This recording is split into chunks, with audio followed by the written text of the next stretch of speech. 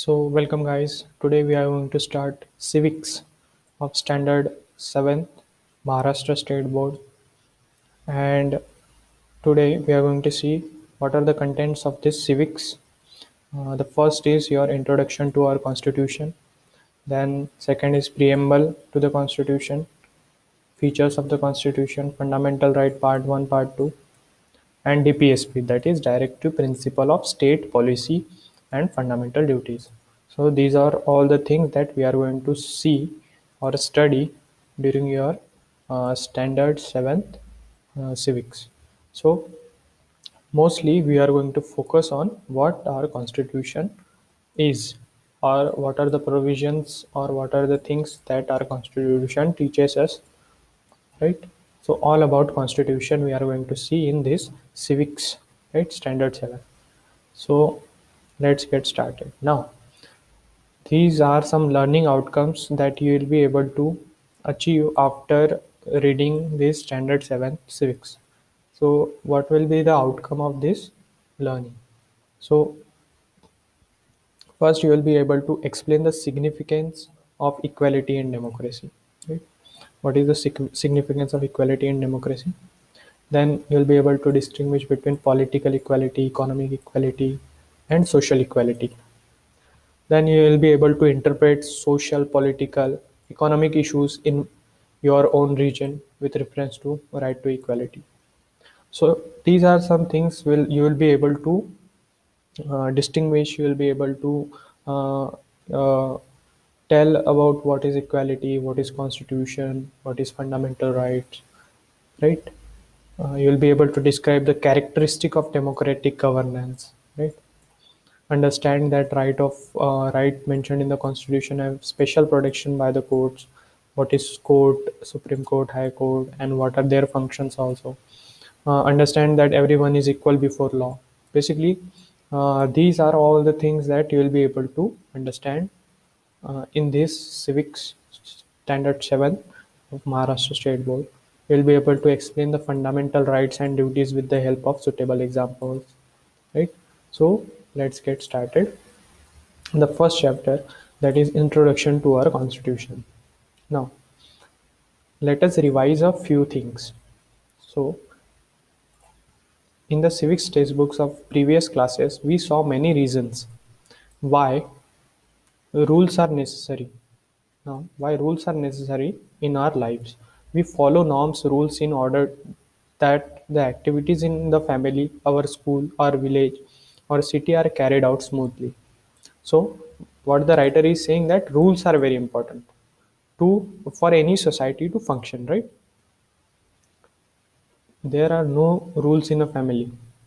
However, there are norms about the behavior of members in the family. There are rules in a school regarding admission, uniform, studies. Different competitions have their own rules. The administration of our village city is also carried out in accordance with the rules. Similarly, the administration of our country is carried out through a system of rules. So now writer is saying that rules are applicable to our country also, right? And how this administration of our country is taking place because of the system of rules that are in the place, right? The rules regarding family, school, villages, or cities are limited in nature, right? But the rules or the provision about the administration of the country are much wider in scope. So now here is an uh, activity. Do you wish to ask the questions that puzzled Samir and Vandana? So what were the questions that puzzled Samir and Vandana? The first is, where can we find all the rules according to which the administration of the country is carried out? Very important question. And the second question was, who make those rules? So who makes those rules, right? Is it binding on us to follow them? So these are very interesting and important questions that we need to answer today. And after this chapter, you will be able to answer these questions easily, right? Now see whether you find these answer to this question in the following text. Now we are going to see that if our questions are answered in this paragraph, right? Now, the meaning of the Constitution. The book in which all provisions regarding the administration of the country are mentioned together in a systematic way is called Constitution. Now, this is your first answer. That is, it is a Constitution is a book where all the rules of administration are mentioned. This makes the Constitution a written document of the provision related to the administration of the country. Now, government is established by the representatives, right? Elected by the people. Now, it is bound to carry out administration of the country as per provisions of the Constitution. So, as per the provision of Constitution, we are bound to carry out the administration of the country.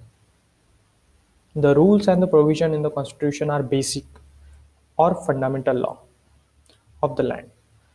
While making laws, the government is bound to follow the Constitution. So here you can see the government, that is the government today, is bound to follow this Constitution. The Constitution, right? Constitution is basically a rule book for the administration of the country. If it does not do so, then judiciary can declare those laws null and void. What is judiciary? Basically, judiciary is Supreme Court, High Court, and the district courts, right? Are unconstitutional. Now, provisions in the Constitution. Now we will see what are the provisions in the Constitution. So, the provision in the Constitution are about different things. Example: citizenship, the right of citizens, the relationship between citizens and the state, subjects of the law to be made by the government, elections, restrictions on the government, jurisdictions of the state, etc. So these are some provisions in the Constitution. That is, citizenship is mentioned in the Constitution. Who is the citizen? Who is not the citizen? Relationship between citizen and the state. Subject of laws to be made by the government. That is, what are some laws that can be made by the government? What are the powers of the government basically? What are the restriction on the government? What is the jurisdiction of the state, right? So these are some provisions that are mentioned in our Constitution. Almost all countries have accepted the principle of governance. Now, as you can see here, now lot of countries, not only India but many countries in the world, they are governed by some constitution, right? Yet the nature of the constitution of the different countries is different, but they have different kind of rules, different kind of system that they follow, which makes them a little different from our constitution, right? These are differences of the history. Now, why these differences in the governance is there? These are because of history, social structure, culture, tradition, etc. between the countries. Similarly, their needs, objectives also might be different. Each country tries to create a constitution that is only suited to its needs and objectives, but also in is in tune with its distinct nature. Now, there is a blue box. Find out some information about the constitution of any one of the country of your choice with the help of following points. So first you will have to find what is the name of the country. Many countries like Britain, like United States of America, Germany, etc. So you have to choose any one country. Then year of making of the constitution of that country. Two features of the constitution, right? So you can do this activity, very easy activity. Now there is another box. Do you know the administration of countries like USA, England is carried out as per their respective constitutions, but these two constitutions are different. Now, the American Constitution came into force in 1789. So, in 1789, American Constitution came into force. It is a written constitution. Now, this is very important information. It is a written constitution and has only 7 articles. Even after 225 years, the American government follows the same constitution. England has a long history of several centuries. The rules of the country here are found in the form of convention, norms, and traditions. Yet they are followed meticulously. The Magna Carta of 1215 marks the beginning of the development of English constitution. Even though there are certain written rules, Indian English constitution is considered to be primarily unwritten. Now, necessity of the constitution. What is the need of the constitution, right? Now, there are several advantages of governing a country with the help of rules of provision included in the constitution. Now, why it is needed? Because obviously it will have some advantages. That is why the country adopts the constitution, right? So, what are the advantages of constitution? Now we are going to see. Now, the first advantage: government has to function within a set of rules, right? This reduces the possibility of misuse of power. So this is a very important point. So the government cannot misuse the power and the authority they have been given. Now, second, a constitution includes rights and the freedom of the citizens. The government cannot take away these rights. Therefore, people's rights and freedoms are safeguarded. So this is also a very important point. Now the third point, running a country as per the provisions of the constitution is the same as establishing the rule of law. So constitution and rule of law are both the same thing, right? Then there is no scope of misuse of power or high-handed administration. Now, if a country is run as per the constitution, the faith that the common people have in the government increases. They then become keen on participating in the activities of the government. Democracy is strengthened due to the increased participation of the people. This is very important point. Constitution presents some political ideals before the country. The nation is also bound to act in that direction. It creates an atmosphere conducive to attain world peace, security, and preservation of human rights. Since the constitution also includes the list of citizens' duties, it fixes the responsibility of the citizen as well. Now, what is the administration? What is included in the administration of the country? Now, the government has to make laws relating to several subjects, such as defending the boundaries, protecting the people from the external aggressions. So, this is how what is the administration. So, what is administration? Basically, defending our people, defending our boundaries, right? Protecting the people from external aggression, that is from other countries, eradication of poverty within the country, creating employment, giving jobs to people, right? Education, health, services, encouragement to commerce and industries, right?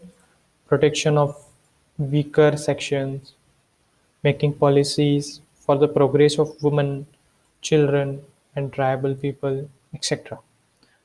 Government has to bring about desirable changes in the society by implementing the laws. So, by implementing the laws, government can bring changes in the society. In short, government in modern times have to take decisions related to different r- issues, right? From the space research to public cleanliness, right? This is governance or administration. So now you can see this is the definition of administration, right? This whole paragraph is a definition of administration. What the administration includes. Having understood the meaning of the constitution and governance, we shall now see the Indian constitution, how Indian constitution was made. Right? Now, the background of making of the constitution. The process of making of the Indian constitution started in 1946. So now, as you can see clearly, that process of making of Indian Constitution started in 1946. The leaders of freedom movement, right, insisted that independent India will be governed not by the laws made by the British, but by the laws made by Indian themselves. So earlier we were under the British rule. Now a committee was established to prepare the constitution of independent India. It came to be known as the Constituent Assembly. Now we'll learn something about Constituent Assembly. India became independent on August 15, 1947. Before that, British ruled over India. Right? British ruled over India. They have divided India into provinces like Bombay, Bengal, Madras for the convenience of administration. The administration in these provinces was carried out by the people, representatives.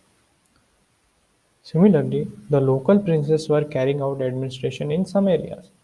Such areas were known as princely states, and their chiefs were known as princes. The representatives of the provinces and the princely states were included in the Constitution Assembly. So as you can see here, this is a photo of Dr. Rajendra Prasad. Now, there were a total 299 members in the Constituent Assembly, and Dr. Rajendra Prasad was the president of the Constituent Assembly. So this man in the photo, that is Dr. Rajendra Prasad, was the president of the Constituent Assembly where 299 members were present. Now the contribution of Dr. Babasaheb Ambedkar. So now we will see what is the contribution of Dr. Babasaheb Ambedkar. Dr. Babasaheb Ambedkar was chairman of the drafting committee. He had studied in depth the constitution of different countries of the world. He studied and contemplated day and night to draft the constitution. The draft constitution prepared by him were presented to the Constituent Assembly. It was discussed article by article. Many amendments were suggested by different members. Dr. Babasaheb Ambedkar handled the task of preparing the draft, answering the various questions raised on it, making changes in the draft as per suggestions of the Constituent Assembly, and making every provisions of the Constitution flawless.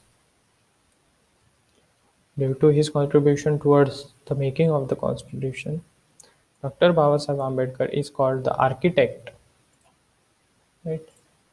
The architect of Indian Constitution. Now, here is some paragraph. We are proud of it. Decisions in the Constituent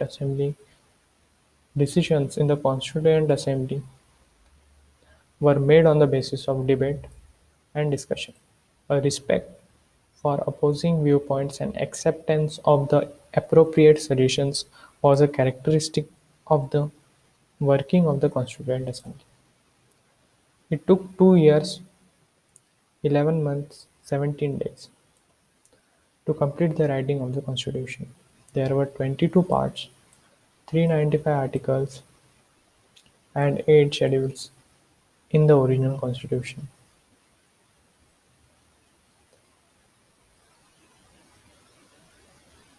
Now, there is some information in the orange paragraph.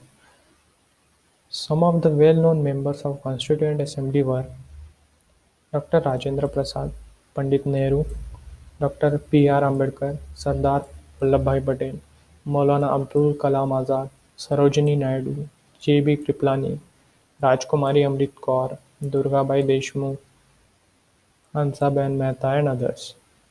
The noted legal experts, that is B.N. Rao, was appointed as a constitutional advisor. So this is very important. B.N. Rao was appointed as a constitutional advisor on legal matters. Now, the Constituent Assembly enacted the Constitution and adopted it on 26 November 1949. Therefore, 26 November is observed as Constitutional Day. The country began to be governed According to the provisions of constitutions from 26 January 1950, Indian Republic came into existence from this day. Therefore, 26 January is celebrated as Republic Day. So these are some photos of Pandit Jawaharlal Nehru, Sardar Vallabhbhai Patel, Maulana Azad, Sarojini Naidu. These are some members of the Constituent Assembly. Now, there is some information in blue and orange paragraph. So now do this. You would like your class to run according to the rules, wouldn't you? Which rules would you like to include in your list of rules? Prepare a list of rules for your class. Now, do you know Dr. Babasaheb Ambedkar contribution was in a wide range of fields like water conservation, foreign policy, national security, journalism, economics, social justice, and etc.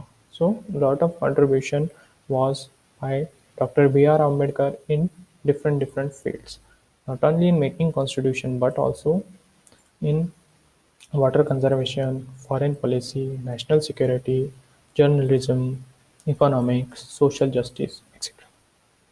Now, this is the photo of Dr. Rajendra Prasad and Dr. B.R. Ambedkar presenting Dr. B.R. Ambedkar presenting the draft of the Indian Constitution to Dr. Rajendra Prasad, the President of the Constituent Assembly. So, this was the photo taken at that time, right? So, this was the end of the first chapter, and we are going to see some exercise here. Now, there are these activities. So, first activity is several committees were established for the effective functioning of the Constituent Assembly. So, find out more information about them and discuss the role of different committees. Prepare a report on how you celebrated Constitution Day in your school. Make a collection of the photos of the members of the Constituent Assembly. So members of the Constituent Assembly's photos are already given here. These are some photos or members of Constituent Assembly. As you can see here, this is B.R. Ambedkar, Chairman of Drafting Committee of the Constitution, and Dr. Rajendra Prasad, President of the Constituent Assembly. And it had 299 members. So this is the end of our first chapter. And now we are going to see the second chapter, that is preamble to the Constitution. Now thank you for